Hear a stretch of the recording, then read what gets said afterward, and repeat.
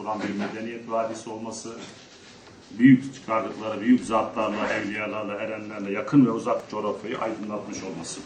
Doğası, garip kuraba, fakir fukara, yetimler, bunların da desteklerini almaya çalışıyoruz. Bir kampanya başlattık biliyorsunuz kurbanda, 1001 kurban projesi diye. Türkiye'de ilk defa bir valilik tarafından yapılan, tamamen Adıyamanlı, Bitlisli, Elazığlı, Antalyalı, Gaziantep'li iş adamları ve Bitlisli iş adamları tarafından finanse edilen bir proje. Biraz önce de içeride FLO grubu ile El Sivakiki grubu ile görüşmelerim oldu. Tabii onlara gıyaplarında da teşekkür ediyorum. Onlar da bize bu kampanya kapsamında çok ciddi destek sağlayacaklar. Ben bir yetimin yılda bir veya iki defa et yiyen bir köylü garibanın bir defa bile olsa et yemesini, onlara et dağıtılmasını çok önemli buluyorum.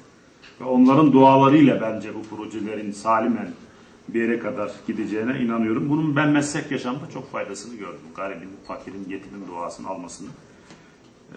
Özellikle bu meyanda Siirt, Batman ve Muş valilerimizi arayıp benzeri bir proje yapmalarını onlara da önerdim. Onlar da memnuniyetle protokolü isteyip böyle bir şeye girişeceklerini istediler.